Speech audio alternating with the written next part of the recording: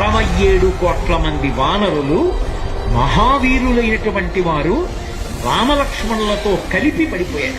ఒక్క వానరుడు యుద్ధభూమిలో లేచి తిరుగుతున్నవాడు లేడు. ఇంద్రజిత్ శక్తి తెలుసు కాబట్టి విభీషణుడు వెళ్ళిపోయాడు, దొరకలేదు. స్వామి హనుమ ఏ అస్త్రము చేత బంధింపబడదు కాబట్టి హనుమ ఒక్కరే ఉన్నారు. అందరిలో పెద్దవాడు, బ్రహ్మ యొక్క అంశలో వచ్చినవాడు జాంబవంతుడు నేల మీద పడిపోయి ఉన్నాడు.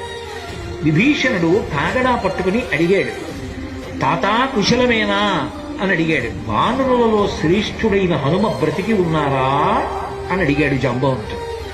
విభీషణుడు అన్నాడు, తాత నువ్వు అడగవలసినది రామలక్ష్మణులు కుశలముగా ఉన్నారా అని అడగాలి. హనుమ కుశలముగా ఉన్నారా అని అడిగారేం తాత అని అడిగారు.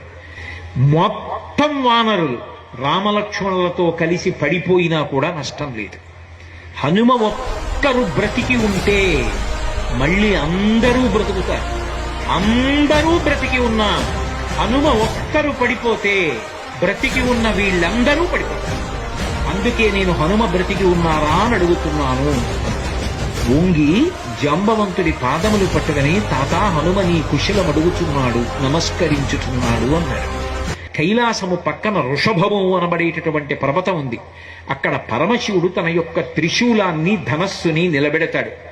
అక్కడే ఆదిశేషుడుంటాడు. 2 పర్వతముల మధ్యలో ఓషధీ పర్వతం ఉంది. ఆ ఓషధీ పర్వతంలో 4 ఓషధులున్నాయి. మృత సంజీవని, విశల్యకరణి, సువర్ణకరణి, సంధానకరణి అని 4 ఉన్నాయి. ఆ 4 ఓషధులు తీసుకురావాలి. నువ్వు వెంటనే ఆ ఓషధులు తీసుకొస్తే వానరులు బ్రతుకుతారు. ఒక గుజుటున బయలుదేరి కైలాస పర్వతం దగ్గరికి వెళ్ళిపోయారు. ఈ స్థానములన్నీ చూశారు. వృషభ పర్వతం దగ్గరికి వెళ్ళారు. 2 పర్వతాల మధ్యలో ఓషధీ పర్వతాన్ని చూశారు. ఓషధీ పర్వతం హనుమ వస్తున్నారు, ఓషధుల్ని తీసుకెళ్లిపోతారని కనపడకుండా వాటిని దాచింది.